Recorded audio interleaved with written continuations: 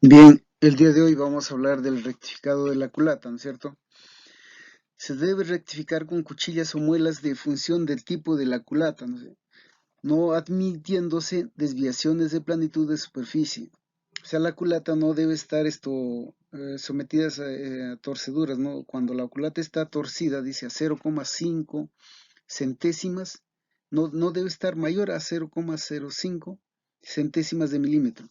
El proceso de planificación debe realizarse entre 0,01 milésima de milímetro, 0,05 centésimas, 0,020 décimas de milímetro y 0,25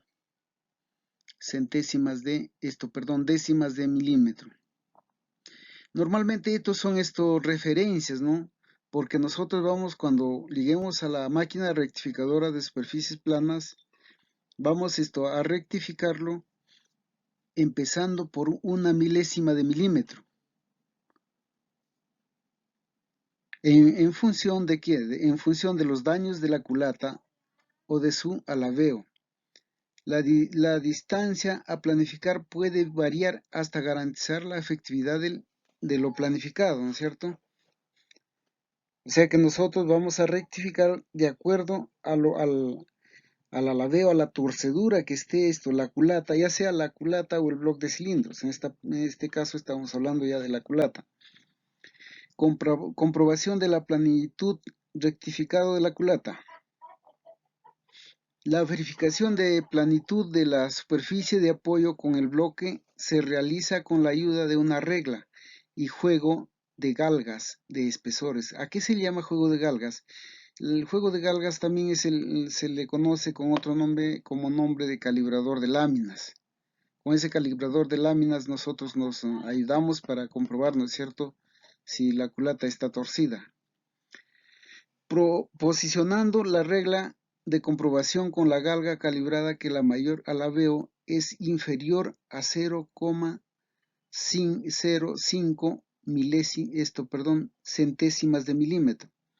Si se encuentran deformaciones o alabeos, deberá procederse a la rectificación del plano, cuidando de quitar menor cantidad posible de material, ya que con el rectificado disminuye el volumen de las cámaras de combustión y en consecuencia aumenta la relación de compresión. Para lograr que la empaquetadura de cilindros selle en forma duradera, rectificamos la culata torcida por recalentamiento, superficie de bloque. La culata falta de paralelismo entre las superficies de la culata y el bloque, ¿no es cierto? ¿Por qué falta de paralelismo? Porque ya estamos diciendo que esto ha sufrido un recalentamiento, se ha torcido por recalentamiento. Puede ocasionar esta superficie que no tiene paralelismo, puede ocasionar daños de consideración en un motor. El empaque de cilindros expuesto a gases de escape, ¿no es cierto?, se quema y permite que el aceite y el agua de refrigeración escurran a partes indebibles. Es decir, si un motor que se ha detenido con la empaquetadura de la culata dañada, a consecuencia que se supone que la culata está torcida, puede llevar a que uno o más de sus cilindros se llenen de agua y cuando el operador de la máquina o del vehículo arranque nuevamente, es probable que el motor comprima agua y se doblen sus bielas del pistón, ¿no es cierto? ¿Por qué se van a doblar? Porque hacen un sobreesfuerzo. Es decir, el agua se comprime y ya no hay ¿cómo se llama? Ocasiona una resistencia y con esa fuerza se va a doblar las bielas. Rectificado la superficie plana del bloque. Hablamos del bloque de cilindros. ¿Cuáles son los procesos? Medir la altura del bloque para verificar si ya ha sido cepillado. Si se ha dado círculo de bancada. Estas medidas se deben verificar con las especificaciones del fabricante del motor.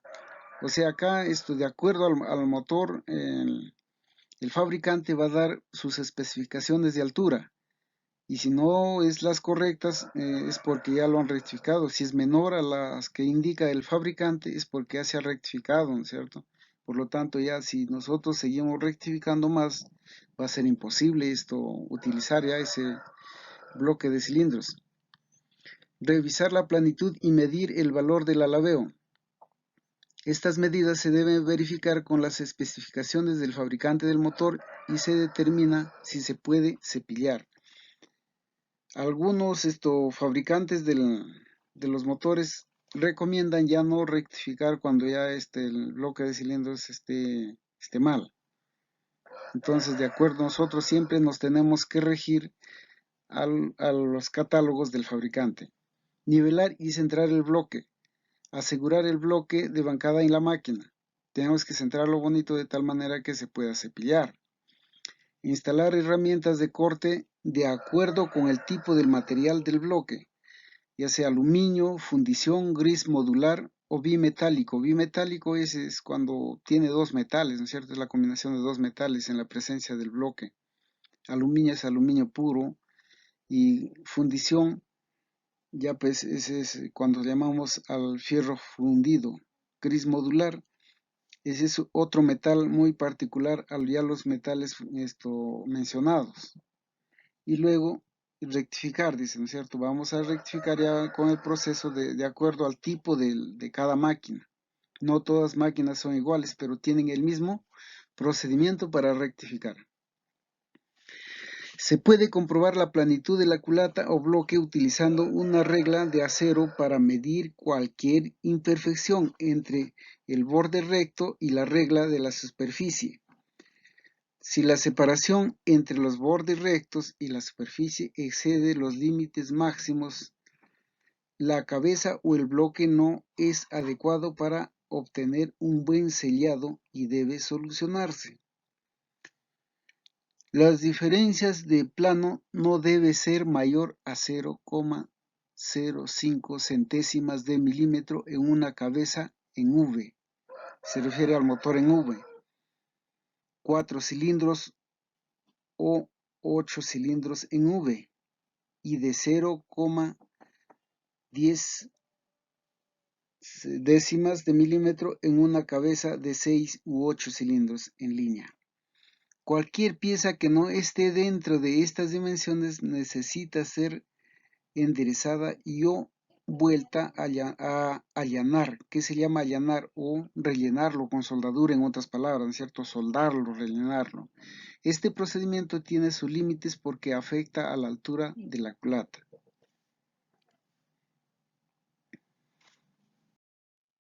Procedimiento de rectificado de la superficie plana de la culata. Acá vemos todo lo que es el procedimiento del rectificado de la superficie plana de lo que es la culata, ¿cierto? La culata se coloca sobre la rectificadora de forma que quede plana, o sea, no debe haber ninguna basura, ningún objeto que esté bajo la mesa de trabajo de la máquina, porque si no esto de todas maneras va a provocar un desnivel, ¿no es cierto?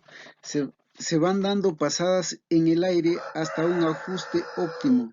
Se amarra definitivamente.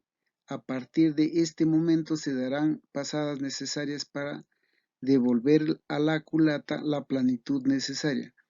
El término amarra, es decir, nosotros en la rectificadora que tenemos se magnetiza, ¿no es cierto? Y la culata queda bien fija ya. Cuando la mesa no tiene, ¿cómo se llama esto? Este magnetismo automático, ¿qué hacemos? Como dice, se ajusta, ajustamos con pernos. A este término se llama amarrar, ¿no es cierto? Ajustamos con pernos de tal manera que no se mueva. Generalmente se emplea un disco de piedra con taladrina con refrigerante como desgastar la superficie. Es decir, las piedras tipo esmeril van a cortar utilizando el refrigerante. Una vez rectificada se vuelve al taller acompañado de la junta de culata con el espesor adaptado a la cantidad de material que se le ha sacado. Al rebajar la culata disminuye el volumen de la cámara, aumenta la relación de compresión, ya lo decíamos anteriormente, Por lo tanto, la junta nueva debe ser más espesor que la vieja. Es decir, al volverlo al taller tienes que decirle cuánto has cortado o cuánto has rebajado la culata para que ese se aumente, ¿no es cierto?, en la empaquetadura y no haya deficiencias al momento de que el motor trabaje. Por ejemplo, si has cortado 10 décimas o 15 décimas, tienes que comunicarle al mecánico para que el mecánico considere esa altura de más en la empaquetadura. No olvides que aprovechando la culata totalmente desmontada, se aprovecha para revisar todo. ¿Qué vas a revisar todo? Por ejemplo, ahí puedes un asentado de válvulas, ¿no es cierto? Lavado nuevo de las válvulas, poner retenes nuevos, realizar ajustes de la válvula. Los tornillos del apriete de la culata también deben ser nuevos, especialmente si llevan apriete angular. O sea, es recomendable, nosotros los mecánicos pues siempre utilizamos los mismos pernos, pero es recomendable que al reparar el motor deben ser nuevos los pernos de ajuste, que muy raro son los mecánicos que cambiamos esos pernos, ¿no es cierto? La llave dinamométrica es imprescindible para que todos los tornillos tengan el mismo par de apriete y la culata presione la junta por todos los lados de forma igual. ¿A qué se refiere con la llave dinamométrica? La llave dinamométrica viene a ser pues el torque, ¿no es cierto? Con el torque a todos le damos la misma presión de apriete, ya sea 80 libras, 50 libras, de acuerdo al manual del fabricante del vehículo, del tipo de motor, ¿no es cierto? No a todos los motores se le da el mismo ajuste, siempre hay diferencia de un fabricante a otro. Comprobación de la planitud del rectificado de la culata. Aquí comprobamos después que ha rectificado o antes que ha rectificado, ¿no es cierto? En la culata, aquí se está viendo, acá está midiendo el bloque de cilindros, la altura, todo lo está midiendo, tanto esto como se llama de forma el ancho y el largo, digamos, de la planitud, ¿no es cierto? No está está revisando que todo esté bien. Dice, no, el alabeo no debe ser inferior a 0,05 centésimas. Si encuentra deformadas, los alabeos deberá procederse a la rectificación del plano, cuidando de quitar la menor cantidad posible de material, ya que con el rectificado disminuye el volumen de las cámaras de combustión, ¿no es cierto? Acá también está midiendo. Este proceso de medición debe ser en X. A ver, vamos a ver.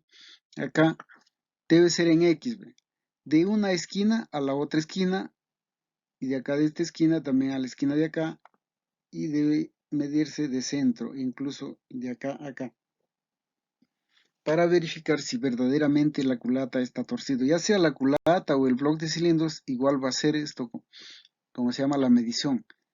¿Para qué? Para ver si verdaderamente, antes de rectificarlo, si verdaderamente estuvo torcida. Y después de rectificarlo, para ver si se corrigió el rectificado. Y si no se ha corregido el rectificado, nuevamente tenemos que rectificarlo. Considerando, ojo, acá hay que considerar que, debemos considerar que la cantidad que estamos rebajando para comunicarle, reitero nuevamente, para comunicarle al mecánico que debe aumentar el espesor de la empaquetadura, ¿no es cierto? Por ejemplo, acá nos están dando una referencia de datos del fabricante. Ahora no nos especifican totalmente la cantidad en décimas o en centésimas de milímetro, porque eso se hace ya en la rectificadora de superficies planas, ¿no es cierto? Ahí rectificamos y medimos. Lo que sí, todo lo que realizamos en el trabajo debemos comunicar al mecánico para que esto, repito, reitero nuevamente, aumente su empaquetadura. Porque ¿qué pasa si coloca la misma empaquetadura del mismo grosor que anterior, antes de rectificar? El motor va a tener deficiencias en su funcionamiento. Eso sería todo en cuanto al rectificado, ¿no es cierto?, de la culata. Y bueno, en la práctica real con la máquina rectificadora vamos a tener ya más claro el tema. ¿Por qué? Porque nosotros lo vamos a hacer en situaciones reales de trabajo. Eso es todo, muchas gracias.